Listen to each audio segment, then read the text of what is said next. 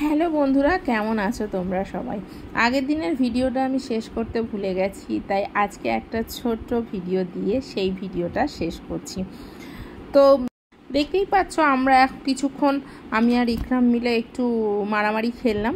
ঘড়িতে এখন বাজে 1:45, কারণ এখন তো ঘুমাবে না, এখনও 1 ঘন্টা পরও ঘুমাবে। আমি বসে বসে বোর হচ্ছি, আজকে ভীষণ খিদেও পেয়েছে, আর বাইরে উঠেছে প্রচণ্ড রোদ।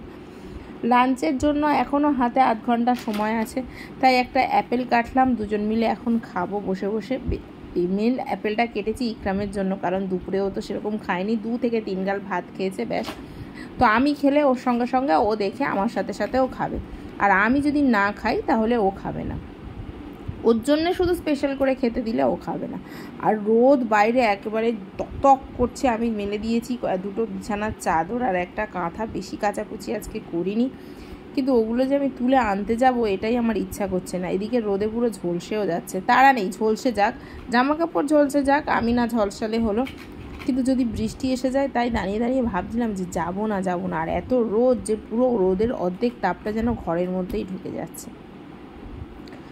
তো এখন ঘড়িতে সন্ধ্যে 7টা বাজে। চা 1 কাপ লাল চা খেয়ে নিয়েছি। আর অনেক দিন হয়ে গেল ফেসে একটু আইস লাগানো হচ্ছে না, মানে নিজেকে রেগুলার ঠিকঠাক পরিচর্যা করা হচ্ছে না। তো সামনে একটা স্পেশাল অনুষ্ঠান সম্ভবত আসতে চলেছে, সেজন্য আমি একটু ফেসে আইস লাগাচ্ছি, ফেসটা একটু গ্লো করানোর চেষ্টা করছি। আর আমার পন্তা সামনে খেলা করছে। বেশ মাসখানেক আগে হাতে ওই মেহেন্দি লাগিয়েছিলাম, মানে নখগুলোতে, হাতে পায়ের নখগুলোতে লাগিয়েছিলাম। ডান হাতেরটা তো সবচেয়ে আগে উঠেই পুরো সাদা হয়ে গেছে, আর বাম হাতে হালকা হালকা ছাপ রয়ে গেছে।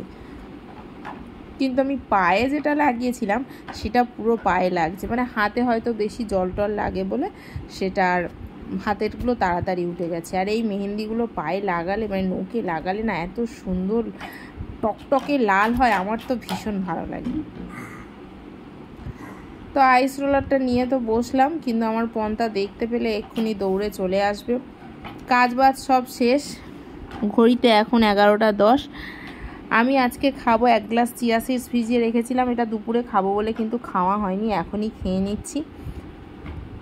সবার ডিনার কমপ্লিট হয়ে গেছে, এবার ঘুমাতে যাব। আর সঙ্গে আছে একটা ওমেগা 3 ফিশ অয়েল। আমি এটা খাচ্ছি প্রায় এই 2 বছর হতে চললো, রেগুলার আমি এটা খাই। এটা বলে, আমার ডেলিভারির পর ডক্টর বলেছিলেন যে এরকম একটা ফিশ অয়েল খাবে, যেটা হেলথ আর চুলের জন্য খুব ভালো। চুলে কোনো রকম আমি পরিবর্তন তো দেখতে পাচ্ছি না, যতটা উঠছিল ততটাই উঠছে। যাই হোক, সে দুঃখ আর কি করব, কাকে জানাবো।